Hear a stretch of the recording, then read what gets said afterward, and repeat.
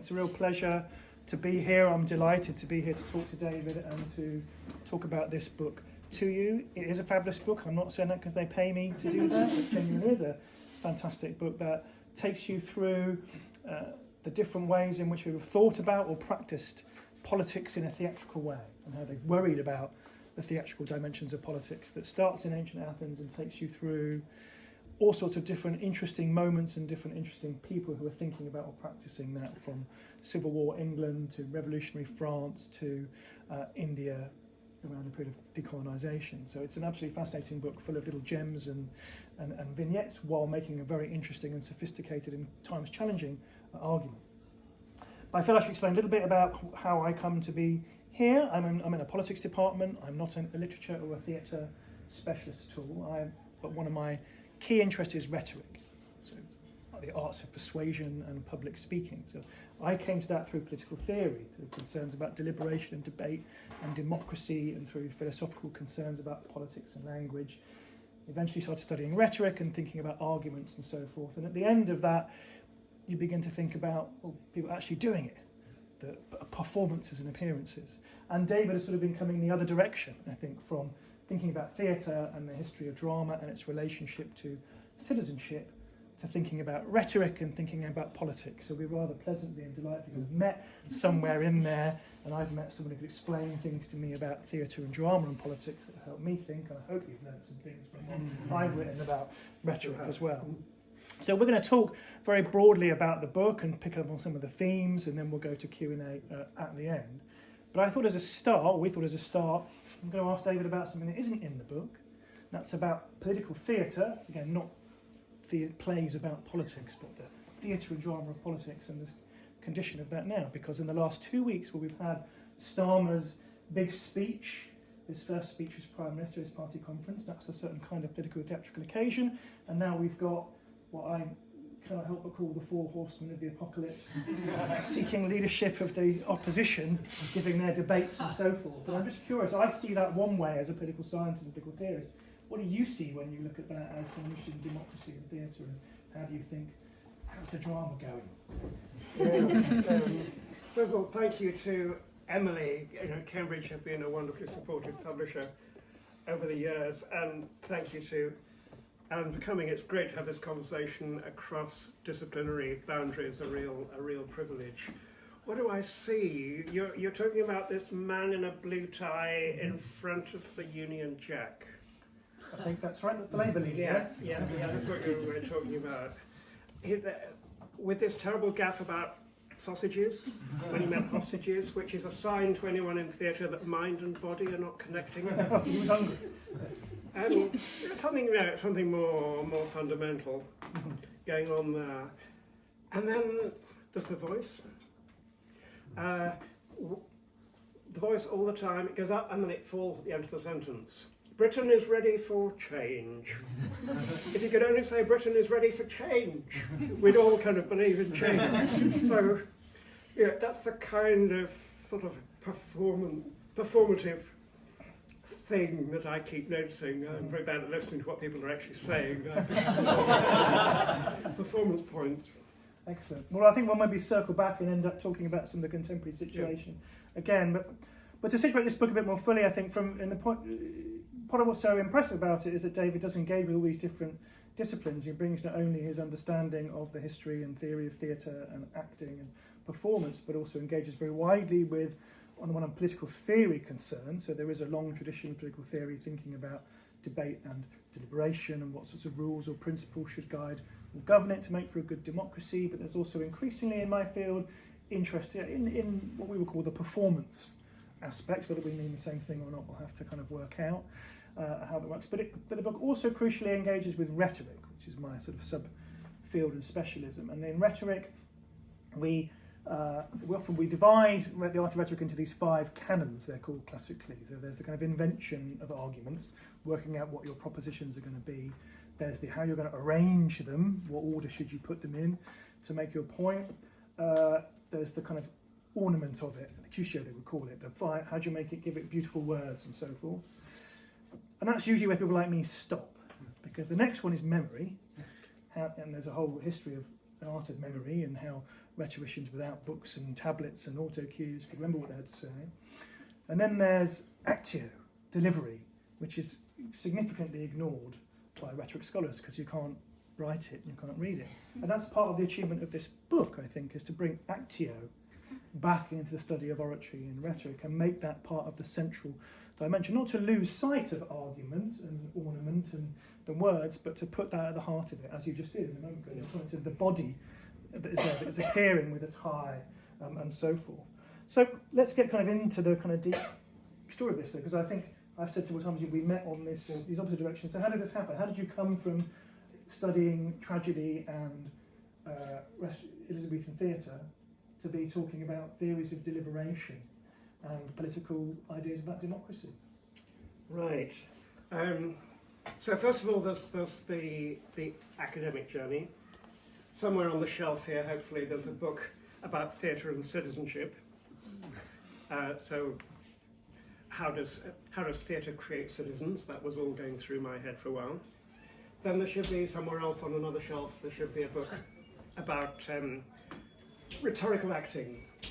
When I was looking at acting from the 16th to the 18th century and became increasingly aware that the art of the political orator and the art of the stage actor were pretty fundamentally the same thing. So that then created a sort of logical path to this book.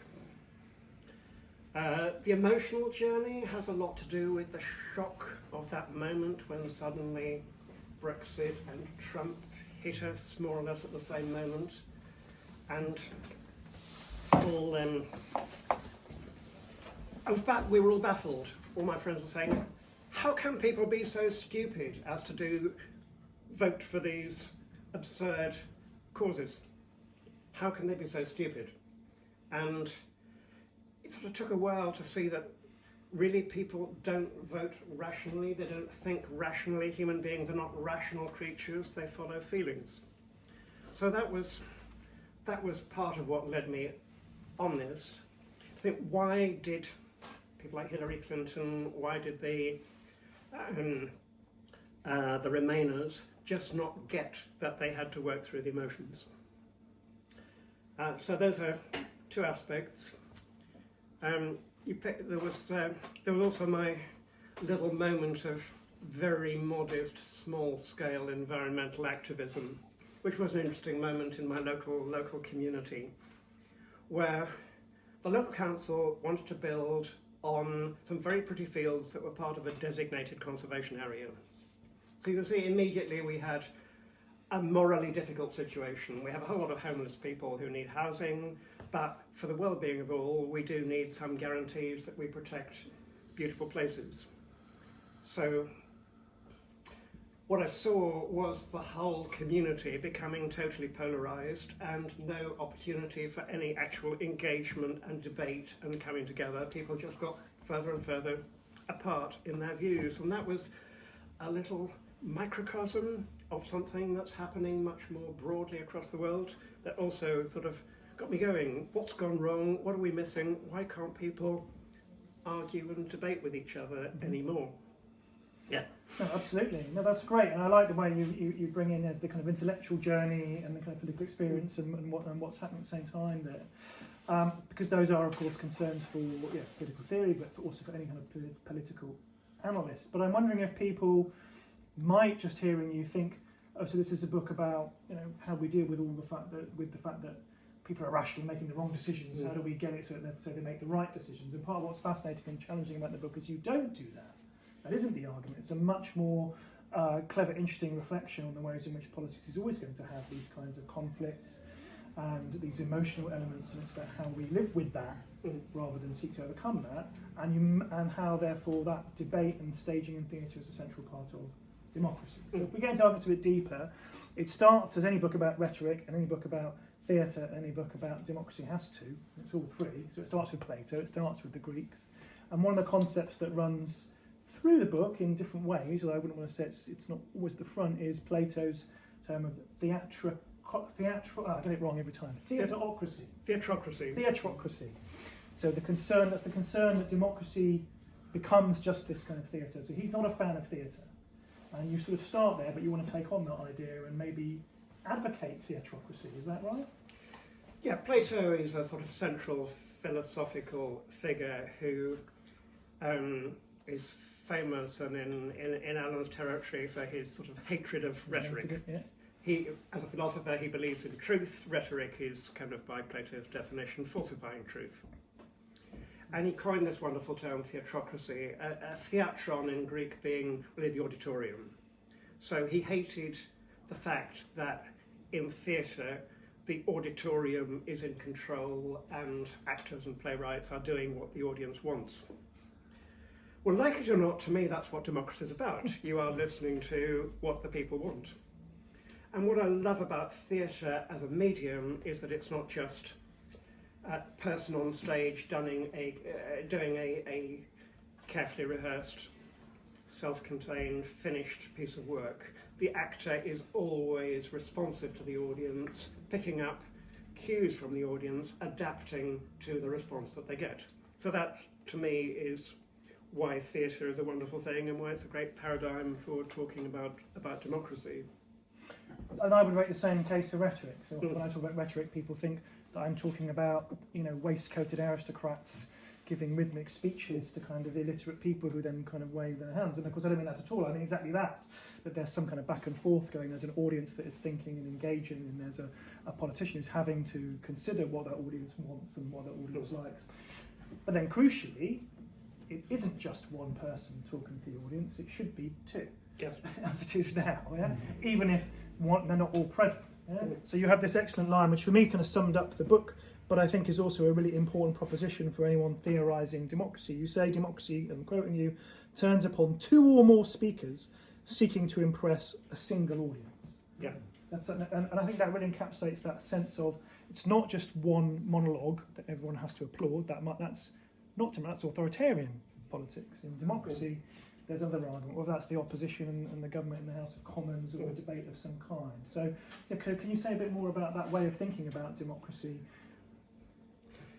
Yeah, I mean, it's the minimal definition. I mean, you can talk about democracy as a whole cultural system and so on, but the minimal definition is that once every few years we can go off and vote, and various people are fighting for our vote. So it's a competition, and two different people have to persuade the audience to vote for them and not for the other person. And how do you do that? That is in my book, it has to be a theatrical art. Reason just doesn't do it. And but it's also a competition, as you say there. It's what the Greeks would call the agon, the contest, and what contemporary democratic theorists, some of them would call agonistic democracy. That we need to have that moment of debate and dispute. And I think, you can see how that's counterintuitive to some people. Often people will say to me, when they find out I do politics, oh, why is it always people arguing? Why can't they all stop and so forth? There's too much arguing and shouting. And I tend to the view, no, we haven't got enough. We need more of it and better. It's the model that we've got. Chantal Mouffe is one of the important theorists for my book, who argues that democracy is about being agonistic but not antagonistic, and I think that's a really important distinction. That you argue, you compete, but at the end of the day you don't fight each other. You argue it out, and somebody's got to say, "Okay, I'll go with." Your adversaries, not most enemies, people are with you. But you're also allowing the complaint to be made, the dispute to be staged, rather than suppressing it or saying it's just irrational or it's not allowed or whatever it might be. It's actually crucial. So the book doesn't just make that argument for that conception of democracy. Part of its value, from my point of view, is also how it explores the history of sort of the paradoxical and strange and sometimes contested history of that sort of idea of theatrocracy. And I'm not going to quote you again, because you say, at one point you talk about republicanism, not what the party Trump stands for, but the idea of free republics. While republicanism, in the old sense of that word, has always cherished theatre, Puritanism, and we are in Cambridge, which is the Puritan institution, Puritanism has always condemned theatre, and modern democracy is a function of that collision consequences remain unresolved. So this is the. So I want you to explain. I kind of know what that means, but maybe explain a little bit of that thesis, because that runs through the whole book. That's the nub of the underlying historical argument, and it's a historical. It's a historical book. It's not a book about the contemporary world. I sort of get to the end and leave that to people like you to deal with. So there are two basic ideas fighting it out. One is the classical idea, which is the Republican idea, the idea that we're all citizens, that our identity as citizens is more important than our identity as individuals. That maybe seems slightly counterintuitive today, but if you're living in a community, then what you decide, who you decide to marry, what you decide to eat for breakfast is maybe neither here nor there compared with what the community decides, which may mean the whole community gets annihilated, or it may mean it gets very rich. So your collective identity is more important than your individual identity. So that's the classical Republican idea, that we are all members of the res publica, the public thing. We feel that we are free, this deeply emotional word, free, not because of our individual freedom of choice, but because we are living in a free state. So make the laws together, dispute them together. Right. Yeah. That's the classical idea. Then there is the Puritan idea, and I'm not going to call it Christian idea because Catholicism has a tradition of being very hierarchical. The Puritan idea is that each individual is responsible for their own relationship to God. You need to follow your private conscience. If everybody else thinks one thing and your conscience tells you that's wrong, then your moral duty is to do what's right. So that leads to ideas of individual choice being crucial. What you decide as a private person is what goes. So those two ideas are kind of slugging it out. The Republican idea loves theatre, because theatre bonds people into a collective. It can set up models of the good citizen, models of the bad citizen, and all that. It's a natural part of a republic. The Puritan impulse is to fear or hate theatre, because theatre is about pretending. Your soul is really in jeopardy when you're weeping tears for something that's not real. You know, what's going on? It's very suspect. It's about being insincere, about being untruthful. So that's where the place of theatre in the democratic society becomes, to me, very interesting. Yeah, and you show brilliantly how that debate or dispute sort of keeps appearing in these different kind of moments, particularly these revolutionary moments in France and in America, where these two positions kind of contend. And it helped me think about a lot of things. Again, I know the book's not about contemporary things, and I'm the presentist who drags things back, but things like when we talk about should we just have all vote online or vote postally, and you remove that bit of the collective theatrical action of going and doing something, of being involved. We're not just disembodied, rational, calculating brains. We're acting in all senses of the word. And this tension between these things plays out in all sorts of different ways. The challenges to theatrocracy and therefore democracy versus these ideas of something more disembodied and seemingly kind of rational.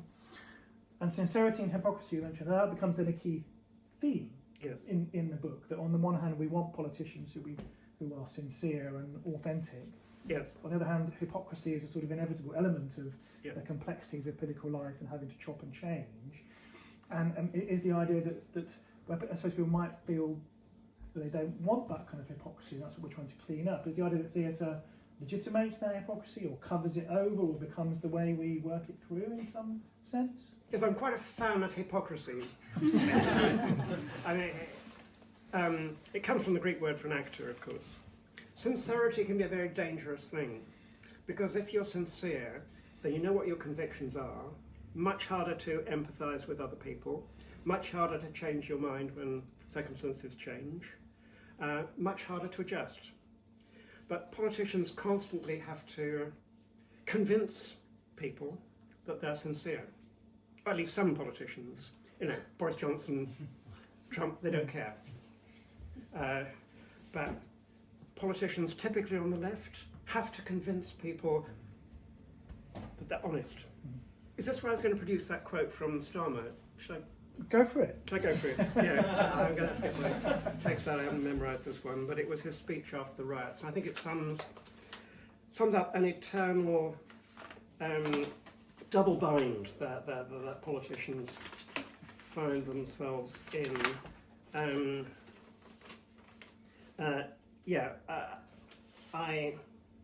have to be honest with you. In the first few weeks, we discovered this 22 million black hole in public finances. Before anyone says, oh, this is just performative or playing politics, let's remember the OBR did not know about this. They didn't know. They wrote a letter saying they didn't know. Even last Wednesday, that's not performative, that's fact. So he's saying, okay, I'm not being performative. But yet he comes out with a classic rhetorical trope of saying the same thing 3 times, mounting. And it's just, it's a classic double bind that politicians find themselves in, that they have to perform and they have to deny that they're performing. It's a very tricky thing to navigate, and it's a tricky thing for an electorate to navigate. But an unavoidable element of politics which we could incorporate and kind of start to think through properly and do better. So I think we've got a sense of the general argument of the book. I mean, I feel like I don't want to give it all away, but then this is partly demonstrated through the different examples and the individuals you introduce us to. Some of whom we know, some of whom you don't know, some of whom you know but appear in a different light when you explain to us what they were thinking and doing about theatre. So I've just picked 3 of them, 3 of the little moments that you explore in more detail for us to talk about that help illustrate this point. So the first of them is the Putney debates. Okay. Putney debates, 1647. 1647, the New Model Army has thrashed the Royalist Army, and the King is under house arrest down in Hampton Court. The army haven't got paid, they're getting mutinous, they're volunteers who entered into this with high ideals. Cromwell and the generals are stuck. They don't know what to do with the king, they don't have a good relationship with London, they haven't got any money to pay the soldiers, they don't want to alienate the population who they set out to help by commandeering all the food from the land. What are they to do? So they actually sit down and the officers talk to the soldiers. And this is where Puritanism is a wonderful thing, because it made that possible. It made the officer class willing to talk respectfully with the subaltern class. And they have this genuine conversation about what kind of country do we want. And the debate is essentially between the common soldiers who are arguing for a universal male franchise and the officer class who are arguing for the primary rights of property. You can't take people's land away from them, and you're only really a citizen if you own a chunk of England. That's the debate. The interesting character is Henry Ireton, Cromwell's son-in-law, who's a high-educated lawyer, quite emotional. He comes up with this sort of powerful intellectual arguments. And the more he reasons and the more he intellectualizes, the more he alienates the people who see that he's part of the educated elite. And the more they say, this reasoning is a sort of a passion, and the light of God is not shining through you when you reason. So it's a great conversation which we've got sort of almost verbatim. And then the sincerity problem comes up. I know this is right because God is speaking through me. No, I know this is right because God is speaking through me. And kind of God had so many voices, they had to give up on God in the end and just try and argue it out. Eventually it gets aborted and they grind to a halt, and there's sadly no kind of democratic resolution on this, and then the king escapes, and we're into another bit of civil war. But it was a fantastic proto-democratic moment. No, it is. It's an absolutely crucial moment that we seem to forget in English history, that we did get rid of a king, and we had a moment where democracy kind of appeared and opened up, and that debate is there about about everything. And I love your reading of it, because I've read that and taught that very much as dry political theory, really, and its history. But your theatrical reading is so interesting, and you do sort of read it because it is a dialogue and so forth. But again, in a way that doesn't reduce it to mere theory; it precisely elevates it, because they're not just talking about these ideas; they are embodying them and acting them out. Democracy isn't a thing you just think and talk; it's this being done here with the enlisted men having it out with Cromwell's nephew. It's a great section. Okay, next example then, a different one, because then we also to jump ahead from the revolution in this country in the 17th century to the revolution and the birth of the American Republic and American ideas of democracy. And again, you have fascinating things about John Adams and second American president and their anxiety about theatre. But the one that really caught my attention was Freid Doug, a wonderful figure. But yeah, you tell us about Freid Douglass and why he was an important Freid Douglass, the escaped slave who got hold of this textbook with classic speeches in it, for example, about Home Rule for Ireland and so forth, and taught himself to become an orator. And he was an amazing man who got the ear of Lincoln and so forth, and spoke at a lot of abolition meetings and the rest of it. But he got in this classic double bind because he'd mastered the language of rhetoric, the language of the educated. Everybody said to him, "You're a fraud. You don't talk like an escaped slave.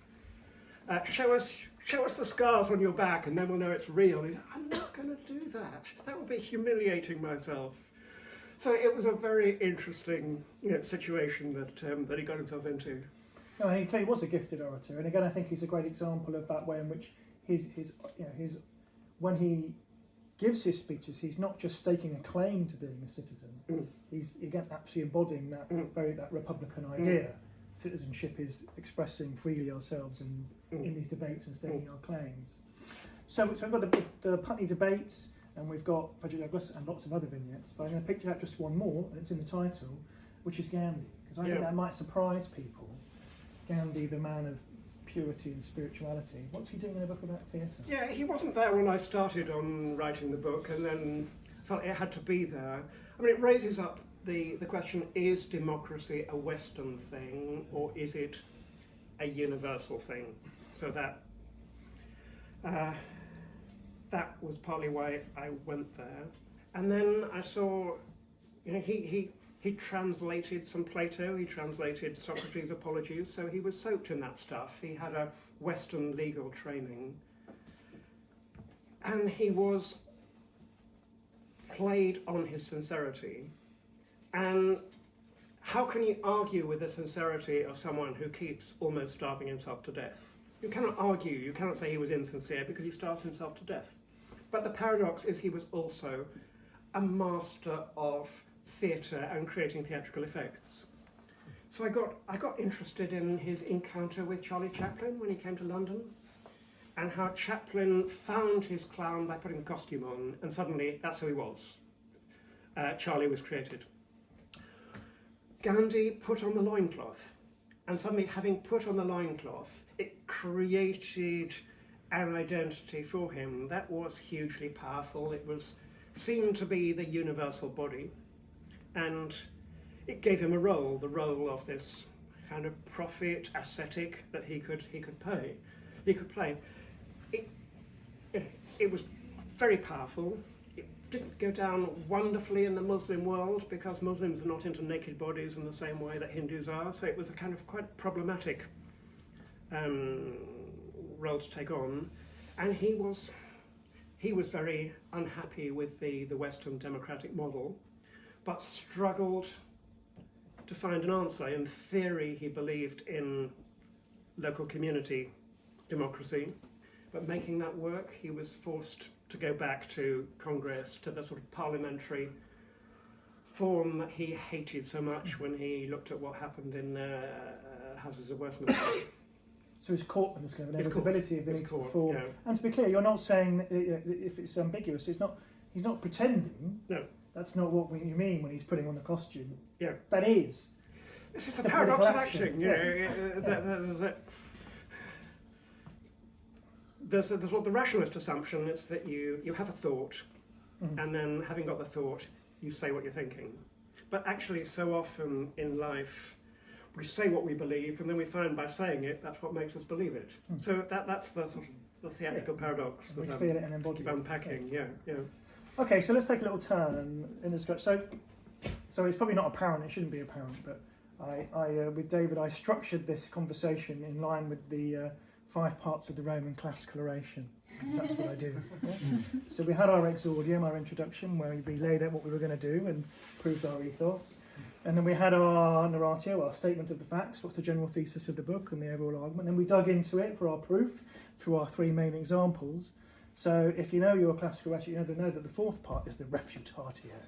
This is the bit we have to deal with the arguments again. So now we get agonistic in this whole bit, yeah? So this is where I have to say, okay, look, this sounds very good, but surely you are in fact justifying and sanctioning the kind of over-the-top, overblown theatrical politics that we're all too familiar with Farage playing his John Bull role and pulling everyone astray, Trump inflaming the passion. So we might accept the argument that yes, politics is not fully rational and has these elements of performance in it, but shouldn't we be striving to limit it and play them down to move more towards taking decisions based on the facts and the evidence? Right. There's an important distinction between deliberation and oratory. For a lot of people, a lot of people are troubled by democracy manifestly not working. The most common response to that is to say we need citizens' assemblies. We need people who can sit down and deliberate together. And clearly citizens' assemblies work very well. People become less polarized. They reach workable compromises. All that's great. The problem comes when you scale up, because assemblies of 50 people don't have the coercive powers of the state to whip into line maybe the very rich people or whoever don't wish to obey. And also there's the problem of who creates the algorithm that selects what a representative citizen assembly is. So in order to scale up, you've actually got to persuade people to go with you. Yeah? You may have the little group reach a really good decision. How do you get everybody else to come on board? Because if you haven't got everybody else on board, you're in trouble. So that's where the oratory has to come in. You can't do without that persuasion of large groups of people. Athens is such an amazing place because they really thought it through. And you had a citizens' assembly, you had an executive of 50 people chosen by lottery, and you can't do much better than that to get a random group of people who work out the agenda, who put it together, debate it, but then it has to go to the assembly where public speakers work everybody up and everybody falls into line and everybody acts together. No, I think so, to slightly slip from the agonistic mask. I agree, because I think one of the things we so often forget when we talk about politics is that politics is not just about talking.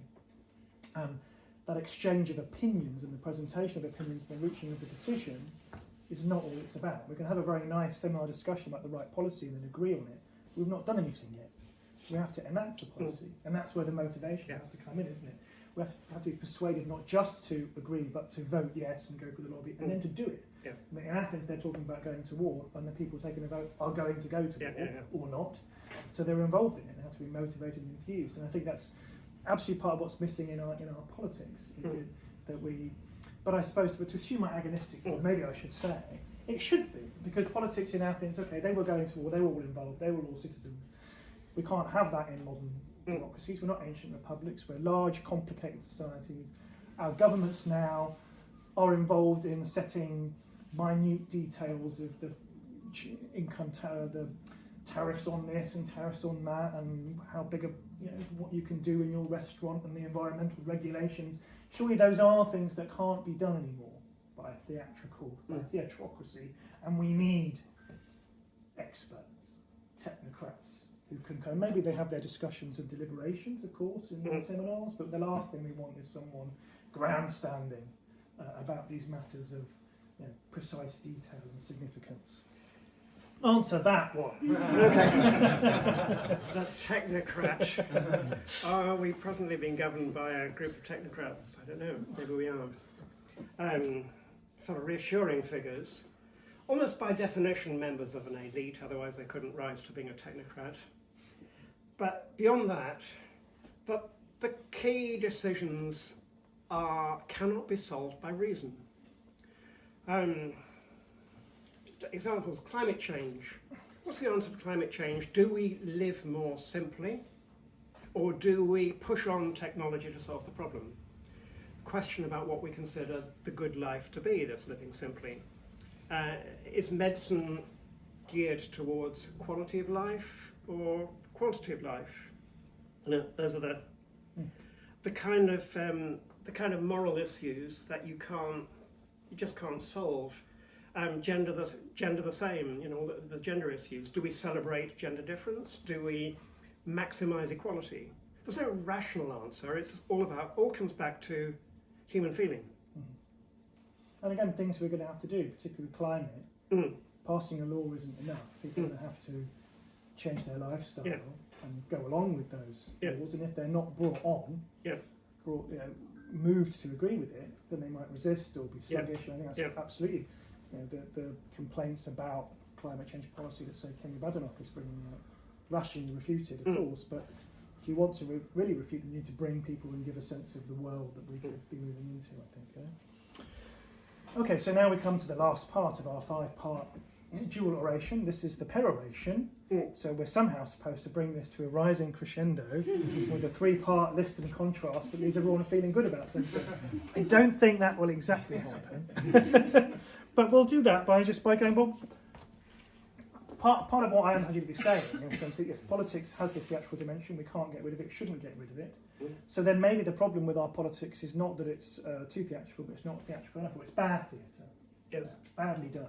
So how can it be better? Are there things, I know your book isn't a prescription for the saving things in the future, but what's your sense? Do you see potentially good theatre out there, or do you think that there are ways in which we could help people understand or become or learn to be more effective citizen, theatrocratic citizens? I mean, having spent my career in theatre studies, obviously you might say I have a bias, but I do think we need more theatre in education. We need... Education is so much to do with the text, the book. Getting people up to perform, to argue, to debate in structured ways is something that seems to have got lost. When I trained as a drama teacher, I remember the general mood was actually getting children up there to act somehow immoral. They shouldn't be doing that, it's sort of pretending, it's showing off, it's a really bad thing. How do we put performance as a central part of education so that at the grassroots level people engage with each other, they argue with each other, and in the political arena they see through the manipulative strategies and move beyond to at least more sophisticated arguments about the situation we find ourselves in. So, and I think that's excellent, especially if it encourages rhetorical education as well, how to kind of perform and make these arguments in ways that move. And what about good examples? I mean, perhaps a complicated issue, again, not one with easy solutions, but think about Ukraine and Zelensky. What kind of theatre figure do you see him as being? Is he a good example? I mean, yeah, he's a fascinating figure because he was, as you know, he was in this comedy film where he was playing the role of the president of Ukraine in a comic way. And then he got himself elected president of Ukraine by a huge majority because people loved the fact that he'd performed the role, so they knew where he was at. It made him paradoxically seem more honest because he was manifestly an actor.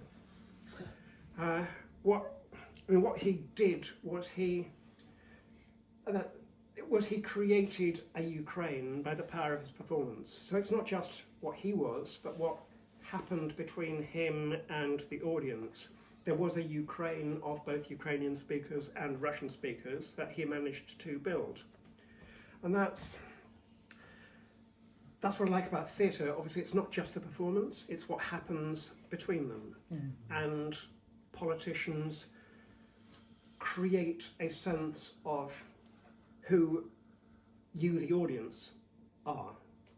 Which Starmer finds with his blue tie and his Union Jack, what kind of Britain is, imaginative Britain, is he getting people to imagine they belong to, and it's very hard to picture it. Whereas Farage and Johnson have a very clear image of the kind of England they want to create.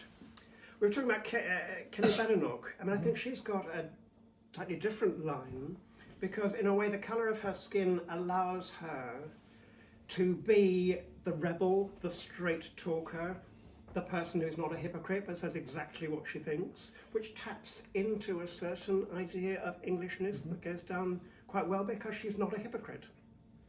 So, you know, it's the England or the country that the politician creates that's so interesting, which is where we get back to the whole word representation we haven't talked about. Absolutely. The sort of word that politicians talk about, that actors represent something, that I have got to be a version of you, you've got to see a version of yourself in me. That's the dynamic that has to be created. And that's absolutely right. I mean, representation is a tricky concept in political theory, and often because we're trying to suppress that element where it might mean theatrical representation, not merely a kind of contractual, you represent me like you represent your lawyer. But yeah, the foundation of the modern state, as colleagues in this university would affirm, is Hobbes thinking precisely about how we give the state the role of acting for us, and he very definitely means, in part, a theatrical acting. And I think what you're saying there is absolutely right, that part of what the great politician does, and some bad ones too, is allows you to see part of yourself, or you become something in part because you recognise yourself in that performance. And when that's missing, when the politician is either being too much themselves, which I think is exactly what Johnson did many things wrong, but at this level that's what Johnson did wrong. He was too much himself and his own self-interested clowny performance, that no one could any longer see themselves, even Conservatives, in him. And we want figures of other political persuasions that might perform that role, where we can see, yes, that's not just that's me, but that's an expression of the world that I would like to be living in, and I will help create that. So let me throw a question at you then. Oh no, that wasn't right. Why are people on the right so much better at doing this than people on the left? Okay. Well, I think that's a very good question, and I worry about it a lot. I think it's partly because there is it's partly what you say. I mean, the Puritanism of a certain kind of liberal left politics hinders embrace of the theatrical. There's a much more openness in the conservative tradition to the aesthetic side of politics, but in part because of the tradition that saw the kind of ritual and awesomeness of monarchical ritual as something that would keep people kind of stupefied. I think there's an openness there, it's easier for people on the right, as it were, to embrace reason of state and to think, well, it's okay to pretend and lie if we're doing it in the service of maintaining the higher authority of the state. But it wasn't always the case. We could think of British left politicians, and Aaron Bevan, I think Kinnock, who sort of came up through that route of whether it was chapel or difficult meetings with angry trade unionists in pubs in South Wales, that had learned that art, whereas too many politicians now, they've not learned any of that because they've come up through studying at places like this and going straight to Thatcher never let on that her real project was to destroy left-wing rhetoric, which she did brilliantly. Yes, she did. But we're supposed to leave people on an up. Yeah. But I think I am going to move things on to the next bit and find my own three-part list, which is to ask you to kindly thank David for his conference so far.